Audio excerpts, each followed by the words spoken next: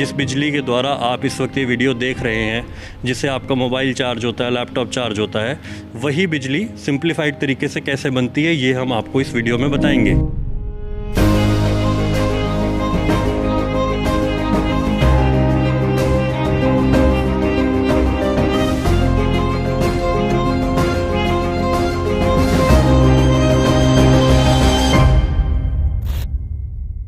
मैं इस वक्त Talwandi Sabo thermal power plant के कंट्रोल रूम में खड़ा हूँ। जितनी भी बिजली बनती है, बननी है और आगे एग्जीक्यूट भी होनी है, वो इसी कमरे में तय होता है। ज़्यादातर जो प्लांट है वो ऑटोमेटेड है, इसीलिए यहाँ पर ये जितने भी इंजीनियर्स और जितने भी कंसर्न्ड अथॉरिटीज़ बैठी हैं, ये लोग यहाँ पर बैठकर उस चीज़ को ऑपरेट कर रहे हैं, यहीं से डायरेक्शंस दे रहे हैं और उसी हिसाब से वो बिजली बन रही है। स्टेट तक जा रही है, स्टेट से आगे भी जा रही है। कैसे जाती है, कैसे बिजली बनती है? पंजाब गवर्नमेंट को पावर की रिक्वायरमेंट थी, तो पंजाब गवर्नमेंट ने एक इंक्वायरी फ्लोट की थी कि हम आपको ज़मीन देंगे, आप यहाँ पे अपना पावर प्लांट लगाएं। तो इसको लेवल 2 बिडिंग बोलते हैं। तो इसमें वेदांता कंपनी को ये पावर प्लांट अलॉट हुआ था। तो ये पावर प्लांट जो है 2014, 15, 16 हमारे यहाँ पे 3 यूनिट है, 660 मेगावाट के 3 यूनिट हैं। तो तीनों प्लांट जो है 2014 से लेकर 2016 के बीच में कमीशन हुए हैं। और ये प्लांट 1980 मेगावाट पैदा करता है। 1980 मेगावाट का मतलब ये हो गया कि यदि पंजाब का टोटल पावर रिक्वायरमेंट 10,000 मेगावाट है तो करीब 2,000 मेगावाट हम देते हैं। मतलब इस पंजाब का 20% पावर रिक्वायरमेंट हम लोग देते हैं। तो ये हमारा 1 नंबर यूनिट है। 1 नंबर यूनिट का हमें दिख रहा है कि हम कितना पावर बना रहे हैं, क्या फ्रीक्वेंसी पे चल रहा है, और जो मशीन्स हैं, मशीन्स के जो इक्विपमेंट्स हैं उसके पैरामीटर क्या हैं। ये जो बड़ी स्क्रीन है, ये बड़ी स्क्रीन पे बड़े डिटेल्स मिलते हैं जो मोटा मोटी डिटेल्स देते हैं। ये जो छोटे सिस्टम्स हैं इस प्लांट को ऑपरेट कर रहे हैं। इसके पीछे में पूरा DCS नेटवर्क है। ये डिजिटली ऑपरेटेड पावर प्लांट है और जो ऑटोमेटिक चलता है। और ये इसका सिस्टम से यहाँ से चल रहा है।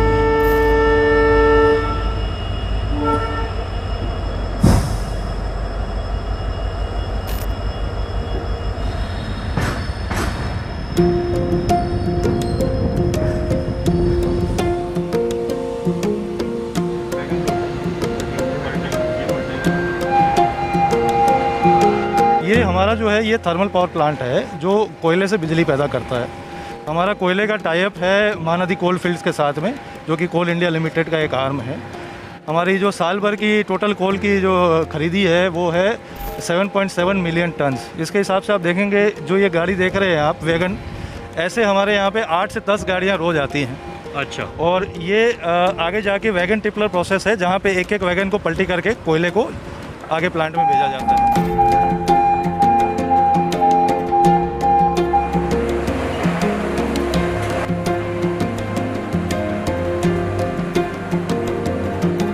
सर, जैसे आपने बताया कि 8-10 गाड़ियाँ आती है रोज। ये कितने डब्बे होते होंगे उस गाड़ी? एक गाड़ी में 55 डब्बे रहते हैं। अच्छा।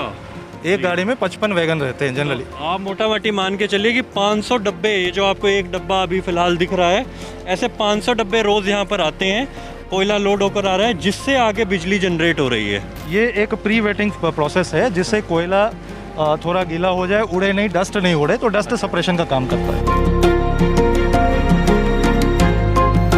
वो कोयला बेल्ट के थ्रू यहाँ जो हमारा कोल स्टॉक यार्ड है यहाँ पे आता है। हमारे 4 यार्ड हैं बगल बगल में। ये हमारा 1 महीने का स्टॉक है। तो ये हम लोग यहाँ पे स्टॉकिंग करते हैं। उसके बाद में जैसे जैसे प्लांट में रिक्वायरमेंट रहता है, यहाँ पे हमारे पास में स्टेकर रिक्लेमर रहते हैं, जो इस कोयले को फिर आगे बेल्ट पे डाल के अंदर बॉयलर तक पहुँचाते हैं। अच्छा सर, ये पूरी कन्वेयर बेल्ट लगी हुई है जिसके थ्रू हो रहा है? एग्जैक्टली। अच्छा, तो वहाँ से आता है और ये सारा ऑटोमेटिक ही है, ये बेल्ट के थ्रू? ये पूरा ऑटोमेटिक है, ये कंट्रोल रूम से ऑपरेट होता है। कंट्रोल रूम से ऑपरेट हो रहा है। अच्छा सर, ये अब जैसे इतना सारा कोयला यहाँ पर पड़ा है, तो इसकी वजह से तो धूल मिट्टी खूब रहती होगी? नहीं, ये कोयला जो है ये डस्ट सेपरेशन के थ्रू आता है। अच्छा, और इसके ऊपर डस्ट सेपरेशन लगता रहता है। ये डस्ट सेपरेशन के लिए लगे हुए हैं इस पे। अच्छा। ये आप जो वाटर मॉनिटर्स देख रहे हैं, ये डस्ट सेपरेशन के लिए लगे हुए हैं।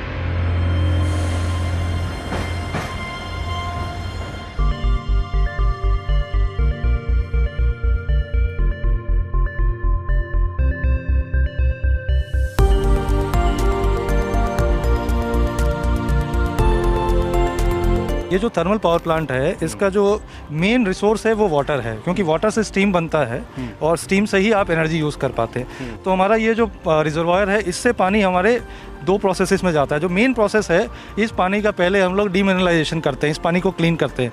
उसके लिए हमारे यहाँ पे DM प्लांट और RO प्लांट लगे हैं, तो पानी का क्वालिटी इंप्रूव करते हैं। ये पानी फिर हमारे बॉयलर्स में जाता है, जहाँ पे कोल आता है एज अ फ्यूल। कोल जलने के बाद जो एनर्जी पैदा होती है वो इस पानी को स्टीम में कन्वर्ट करती है। और स्टीम जो है, क्योंकि स्टीम एक फ्लूइड है, वाटर की कंपैरिजन में गैसियस फ्लूइड है, तो उसमें एनर्जी स्टोर बहुत ज़्यादा होती है, बहुत ज़्यादा एनर्जी रहती है और प्रेशर भी बहुत रहता है। ये स्टीम फाइनली टरबाइन में जाता है। जैसे अपने पानी के टरबाइन होते हैं वैसे ये स्टीम के टरबाइन होते हैं। स्टीम के टरबाइन में बहुत सारे ब्लेड्स होते हैं। ये स्टीम उन ब्लेड्स पे हिट करके इस टरबाइन को घुमाता है। ये टरबाइन जब अपनी आरपीएम ले लेता है, स्पीड ले लेता है, तो ये जो टरबाइन की जो एनर्जी है वो एक जनरेटर से कनेक्टेड रहती है। जैसे अपने पास डायनामो होते हैं या छोटे, तो वैसे एक बड़ा जनरेटर रहता है। वो जनरेटर, उसके अंदर मैग्नेटिक फील्ड जब कटता है इस टरबाइन की वजह से, तो इलेक्ट्रिसिटी प्रोड्यूस होती है। वो इलेक्ट्रिसिटी जो है वो कम वोल्टेज पर प्रोड्यूस होती है। उसको हम ट्रांसमिट करना होता है क्योंकि हमें गवर्नमेंट को देना है। तो उसको ट्रांसमिट करने के लिए एनर्जी लॉस कम हो, हमारे पास में बड़े बड़े ट्रांसफार्मर होते हैं, स्टेप ऑफ ट्रांसफार्मर बोलते हैं। तो जो हम 24 केवी पे जनरेट कर रहे हैं उसको हम 400 केवी पे ले जाते हैं। ज़्यादा केवी जनरेट करने से एनर्जी ट्रांसमिशन लॉसेस कम होती। अच्छा। उसके बाद में हमारे यहाँ से 4 लाइनें जाती हैं एनर्जी की, जो हमारा स्विच यार्ड के थ्रू जो लंबी तारें जा रही है, ये हमारे ट्रांसमिशन टावर्स है। इससे ये हम अलग अलग एरियाज पे, सब स्टेशंस पे इस बिजली को देते हैं।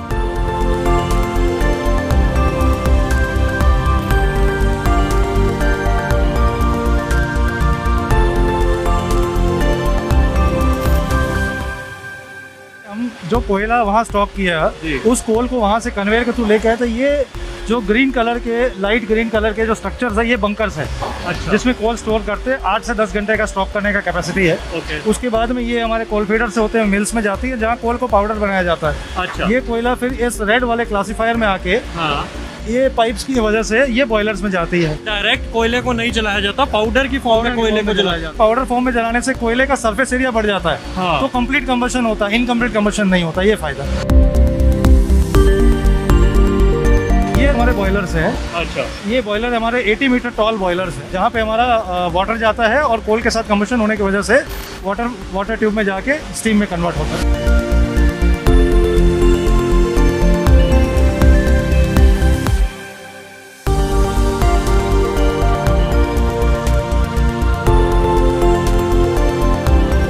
सर, ये जो आप देख रहे हैं ये स्टीम की पाइपलाइन है। जो बॉयलर से टोटल स्टीम है इस पाइपलाइन के थ्रू टरबाइन में जा रहा है। ये स्टीम का टेम्परेचर 570 डिग्री और इसका प्रेशर करीब 250 kg है। ये स्टीम अभी यहाँ से टरबाइन में जाएगी और फिर टरबाइन को घुमाने का काम करेगी। अच्छा, तो ये जो अभी पूरी चीज़ है इसके अंदर स्टीम ही स्टीम है। स्टीम कैरियर कह सकते हैं अगर आम भाषा में कहें। स्टीम यहाँ से जा रही है और इसके अंदर हीट रहती होगी खूब सारी। इसके अंदर 570 डिग्री 570 डिग्री सेंटीग्रेड। लेकिन हाथ लगाने पर लग रहा है ये 45-50 या इससे ज़्यादा तो शायद नहीं लग रहा। इसके ऊपर इंसुलेशन का लेयर इसलिए दिया जाता है कि आपका टेम्परेचर का और एफिशिएंसी का लॉस ना हो, आपका टेम्परेचर मेंटेन रहे। टरबाइन तक जाते हुए ठंडा हो गया तो इसकी एनर्जी कम हो जाएगी।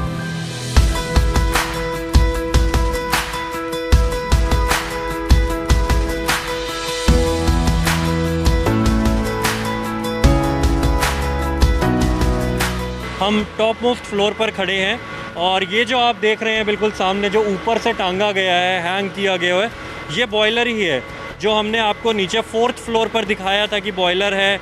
वहाँ पर कैसे जो स्टीम बनाई जा रही है, कोयला, गर्म कोयला जब पानी की ट्यूब्स पर पड़ रहा है, स्टीम जनरेट हो रही है, वो इसी बॉयलर में हो रही है।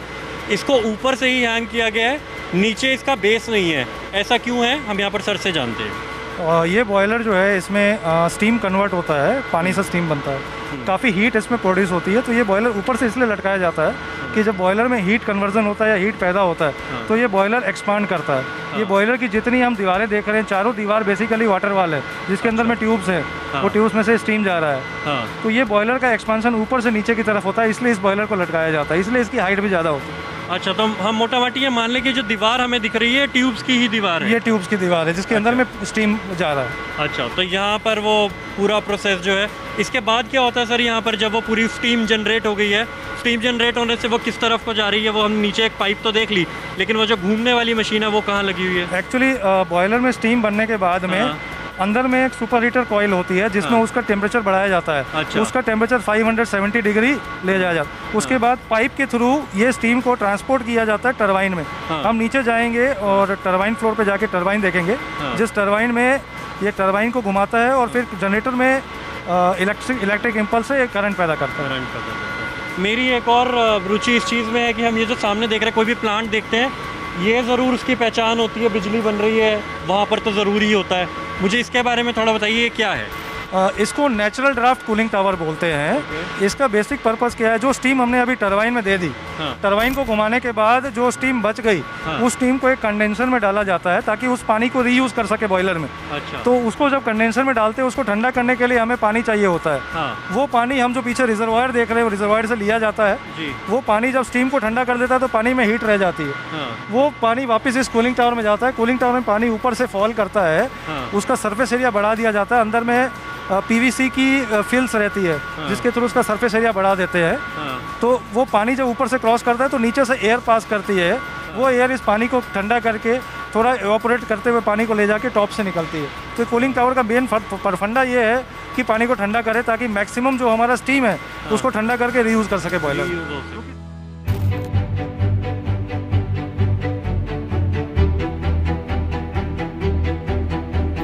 ये हमारे टरबाइन्स हैं। हमारे पास में 4 टरबाइन है, एक HP, एक IP high pressure, intermediate pressure और लो प्रेशर के 2 टरबाइन है। ये टरबाइन सारे टरबाइन मिल के राइट साइड में हमारा जनरेटर है, जनरेटर को घुमाती है। तो इलेक्ट्रिसिटी इस तरह से जनरेटर में जनरेट होती है। फिर यहाँ से हम उसे ट्रांसफार्मर से स्टेप अप करते हैं। स्टेप अप करने का मतलब है उसका वोल्टेज बढ़ाते हैं।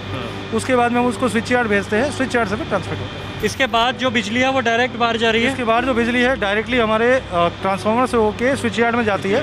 स्विच यार्ड से फिर ये हमारे ग्रिड से कनेक्टेड है। अच्छा। और इससे हम जो है पंजाब गवर्नमेंट की ग्रिड को पावर सप्लाई देते हैं 4 अलग अलग पॉइंट। यहाँ से ये जो इलेक्ट्रिसिटी फ्लो हो रही है ये 400 kV पे जा रही है। हमारे घर पे जो बिजली आती है वो 220 वोल्ट पे आती है या 440 पे आती है।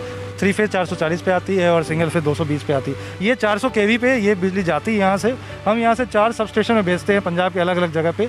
एक जाता है हमारा मुक्तसर में, एक दूरी में जाता है, एक नकोदर में जाता है और एक मोगा जाता है। तो ये 4 जगह में हम यहाँ से बिजली भेजते हैं जहाँ से पंजाब के हर इलाके में बिजली पहुँच सके। आपके घरों में बिजली पहुँचती है, आपके लाइट जलते, AC चलते, फैन चलते। सर आपने हमें समय दिया इसके लिए शुक्रिया।